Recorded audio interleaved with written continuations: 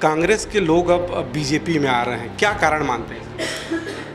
देखिए, मैंने कहा कि 3 कारण मुझे दिखाई देता है। एक्शन झेलो या फिर भारतीय जनता पार्टी का पटका पहनो। जो उनसे डर जाते हैं, जो सहम जाते हैं, वो पटका पहन के जा रहे हैं। छत्तीसगढ़ कांग्रेस के सह प्रभारी डॉक्टर चंदन यादव महासमुंद पहुंचे हैं और सीधे उनसे चुनावी चर्चा करते हैं। चंदन जी, देखिए, विधानसभा चुनाव 2018 में एक मैजिक था कांग्रेस का। 2023 में ये प्रभावी नहीं हो पाया, क्यों? मुझे लगता है कि चुनाव हम लोग बहुत अच्छा लड़े। हमने 5 साल तकरीबन जो हमने जनता से वायदे किए थे वो लगभग हमने ज़मीन पर उतारे। और मुझे लगता है कि एक फील गुड भी, खास करके छत्तीसगढ़ के ग्रामीण इलाकों में बहुत ही अच्छा एक माहौल भी था। सभी लोग खुश थे सरकार के कामकाज से, हमारी योजनाओं से। और एक छत्तीसगढ़ 5 साल में एक छत्तीसगढ़ मॉडल बन के उभरा, जो आज पूरा जो आप देख रहे हैं बहस छिड़ी हुई है विकास मॉडल का, जिसमें न्याय की बात हो रही है। कहीं ना कहीं आप उसकी झलक छत्तीसगढ़ में, वो एक्सपेरिमेंट बहुत ही अच्छे तरीके से हुआ, पायलट बहुत ही अच्छे तरीके से हुआ, जिसके कारण आज पूरा कांग्रेस पार्टी का घोषणा पत्र जो निकला है, आप देखेंगे कि वो कहीं ना कहीं छत्तीसगढ़ मॉडल की झलक उसमें दिखाई दे रही है। और उसी पर मुझे लगता है भारतीय जनता पार्टी भी उस ओर, आखिरकार 2023 के चुनाव में उन्हें अपनी नीति और नीयत दोनों बदलना पड़ा। और छत्तीसगढ़ की कांग्रेस सरकार ने ये जता दिया कि किसान और गांव में रहने वाले लोग को और दरकिनार करके आप कोई भी मॉडल बना नहीं सकते हैं। ग्रामीण विकास बहुत ही ज़रूरी है, ग्रामीण का चौमुखी विकास बहुत ही ज़रूरी है। ये छत्तीसगढ़ की हमारी कांग्रेस सरकार ने 5 साल में कर दिखाया। इसके कारण मोदी जी, जिसको रेवड़ी कहा करते थे, आज वो खुद भी छत्तीसगढ़ में जब उन्होंने अपने घोषणा पत्र जारी किए तो उन्होंने किसान को और गांव में रहने वाले छत्तीसगढ़ के लोगों के लिए भी उन्होंने बात कही, जिसको वो रेवड़ी कहा करते थे। तो ये हमारा था। और चुनाव में जो हमारे चुनाव हमने बहुत अच्छे से लड़ा। बहुत छोटे छोटे से कारण थे। मुझे लगता है कि थोड़ा थोड़ा कुछ ना कुछ कमी तो ज़रूर रही थी, जिसका आकलन हम लोगों को पता है। जो उस कमियों को दूर करके हम लोकसभा में आगे बढ़ रहे हैं। ये बताइए कि कांग्रेस के लोग अब बीजेपी में आ रहे हैं, क्या कारण मानते हैं इसके? देखिए, मैंने कहा कि 3 कारण मुझे दिखाई देता है। एक तो सबसे बड़ा जो सबके सामने है कि भारतीय जनता पार्टी और मोदी सरकार का जो एक लोकतंत्र पर प्रहार हो रहा है, कि जिस तरह से विरोधी दल के नेताओं को डराया धमकाया जा रहा है, प्रलोभन दे रहा है। सीबीआई, ईडी, आईटी के द्वारा बहुत सारे हमारे नेताओं को डराया धमकाया जा रहा है। और बहुत सारे जो हमारे डिस्ट्रिक्ट लेवल और स्टेट लेवल के लीडर्स हैं, अन्य तरीक़ों से उन्हें प्रलोभन दिया जा रहा है। और एक हमारे नेताओं में, जिनके अंदर, क्योंकि एक वैचारिक लड़ाई भी है जिसको कांग्रेस पार्टी लड़ रही है। वैचारिक लड़ाई जब बोले तो 2 तरह की विचारधारा इस देश में है। एक है कांग्रेस पार्टी की विचारधारा, जो देश के आज़ादी के समय जो मूल्यों पर देश की आज़ादी टिका हुआ था, जिन मूल्यों को लेकर के हम देश ने ब्रिटिश हुकूमत से लड़ाई लड़ी, उन मूल्यों को बचाने वाली जो विचारधारा है, उन मूल्यों पर आधारित जो हमारा देश को बनाने वाली विचारधारा है, उसका लड़ाई आरएसएस की विचारधारा से है। तो ये विचारधारा की भी लड़ाई है। जो इस विचारधारा में, जो हमारी आज़ादी के संघर्ष द्वारा पैदा हुई विचारधारा है, जिनको उसमें विश्वास है, उनमें प्रतिबद्धता है, वो लोग मजबूती से लड़ रहे हैं, वो उस चुनौती को समझ रहे हैं, वो इस संघर्ष को समझ रहे हैं और अपना पूरा दमखम से लड़ रहे हैं। जो इस विचारधारा के में अपनी प्रतिबद्धता में जिसको कमी आ रही है, मुझे लगता है, जिनको थोड़ा सा मुझे लगता है अपनी प्रतिबद्धता नहीं है, वो थोड़ा इधर उधर हो रहे हैं। बाकी मुझे लगता है ये 3 प्रमुख कारण हैं। और व्यक्तिगत एस्पिरेशन किसी के, वो तो मैंने कहा वो सभी दलों के अंदर है। और चुनाव के समय सभी बहुत सारे दलों में लोग आते हैं जाते हैं।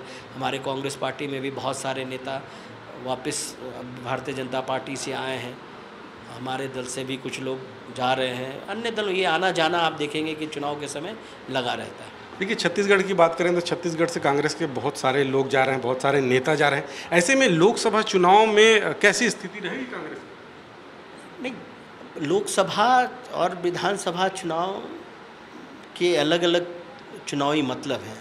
हम तो जब 2018 के विधानसभा 3/4 से जीते थे, याद होगा, और फिर लोकसभा चुनाव हुए थे तो हम हार गए थे। तो इन दोनों चुनावों में आप ऐसा मत सोच कर सकते हैं कि हम विधानसभा चुनाव हार गए तो लोकसभा का एक अलग कहानी है, लोकसभा की एक अलग अलग इश्यूज़ है।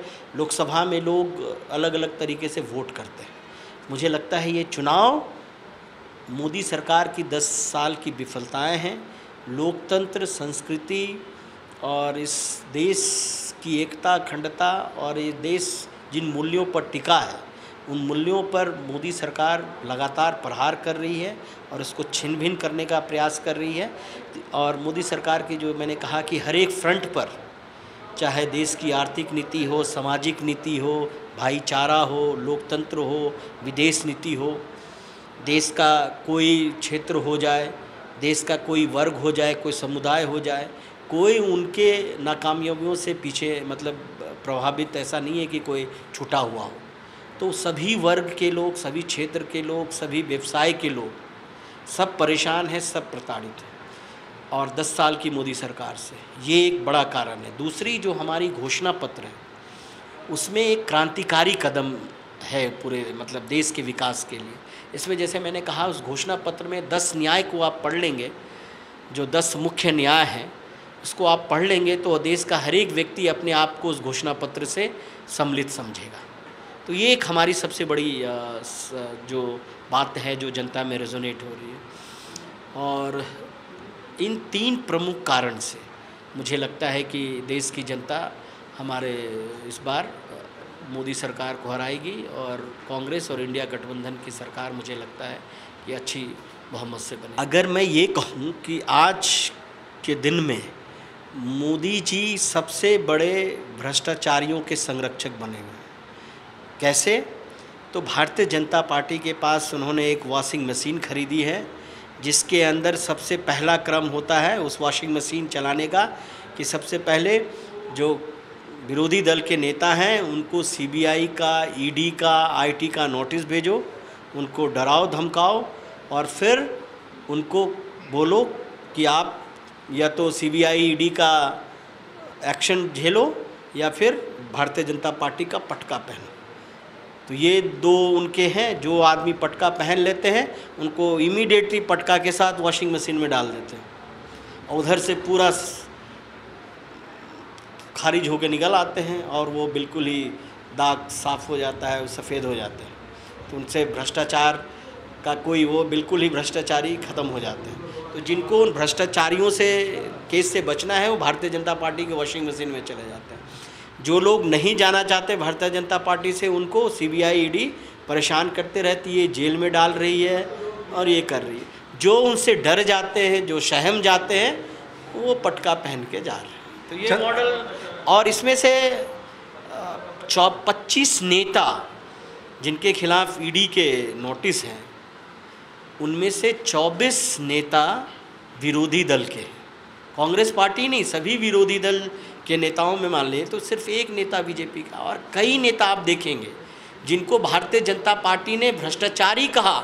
मोदी जी मंच पर चिल्ला चिल्ला करके नाम ले ले करके कह रहे थे आज जब भारतीय जनता पार्टी में आ गए तो उनका भ्रष्टाचार ख़त्म हो गया, उनको मुख्यमंत्री बना रहे, उनको मंत्री बना रहे, उनको सांसद बना रहे। ये तो आपके सामने ये सब देख रहे हैं लोग। छत्तीसगढ़ में लोकसभा की बात करें तो 11 सीट है, तो क्या लगता है कि कितने सीटों पर कांग्रेस यहाँ पे चुनाव जीत पाएगी? देखिए, मैं ट्रेंड बता सकता हूँ। नेताम जी की तरह मैं ज्योतिषी नहीं हूँ, राम विचार नेताम जी की तरह। मैं ये कह रहा हूँ कि 11 सीटों पर जो हमारे कार्यकर्ताओं का फीडबैक आ रहा है, जिन कारणों से चुनाव प्रभावित होते हैं कि उम्मीदवार कैसा है, आपका घोषणा पत्र कैसा है, आपके वहाँ जो प्रचार प्रसार है, जनता के बीच में आप जा रहे हैं वो कैसा है, इन 3-4 मापदंड को लेंगे तो हम भारतीय जनता पार्टी से हर एक चीज़ों में मजबूत हर एक लोकसभा में दिखाई दे रहे हैं। चुनाव में अभी पहला फेज़ का चुनाव 19 को है, समय है, लेकिन मुझे लगता है कि और गहरा होता जाएगा और मजबूती के साथ हम लड़ रहे हैं और ये मजबूत होता जा रहा है। तो आज की स्थिति में तो मुझे तो लग रहा है कि 11 पे 11 सीट पर हम अच्छी पोजीशन पे हैं, हम बीजेपी से मजबूत दिखाई दे रहे हैं। ये थे डॉक्टर चंदन यादव, सह प्रभारी छत्तीसगढ़ कांग्रेस। इनका कहना है कि हम पूरे छत्तीसगढ़ के 11 सीट पर मजबूत दिख रहे हैं, लेकिन ये तो आने वाला समय ही बताएगा कि जनता का आशीर्वाद आखिर किस पार्टी को मिलता है। महासमुंद से कैमरा पर्सन दयानंद के साथ अरविंद यादव, छत्तीसगढ़ तक।